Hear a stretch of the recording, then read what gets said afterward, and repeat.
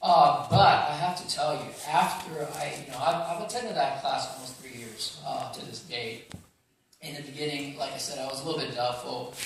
But after I started picking up in class, I started learning some of the concepts. It took me a while. I'm a slow learner. I'll admit to you. And then I think where the rubber meets the road is when I actually applied some of the learning in the class to my daily life, which I finally became an avid learner and an avid student. I really believed in the teaching at that time.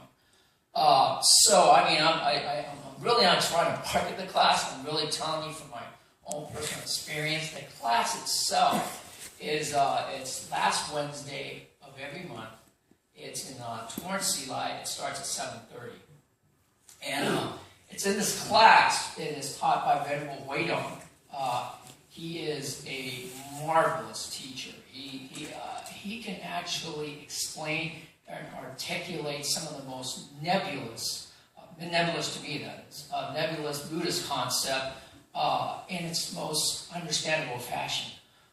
It was through this understanding that I was able to at least have a little comprehension of the Platform Sutra, which is entitled The Rabbit's Horn, the book that we use for our class. And I'll tell you to this very day, I'm still kind of only getting it, a little bit of what's in the book. In fact, it's embarrassing. I read like chapter 4, which is called Meditative Concentration, at least 20 times.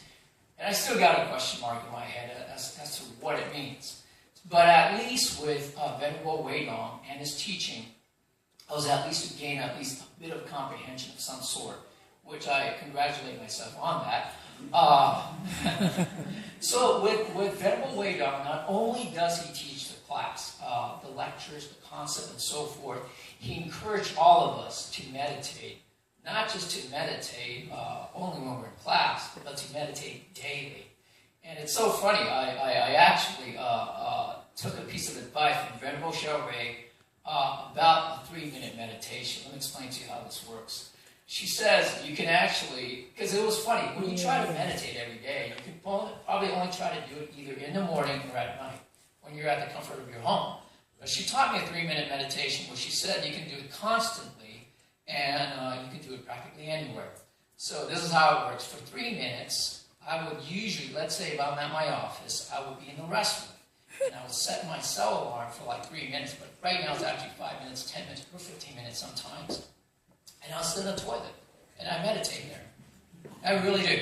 It's very, very helpful, actually. I know it sounds really weird. In fact, there are people in my offices that think I'm really weird because, every now and then they would hear the cell alarm going off while I'm in the restroom and go, it's weird. How come every time he goes to the restroom there's a cell alarm going off? Of course, I don't share it with everyone. Certain people know what I'm doing, but other people just think I'm on.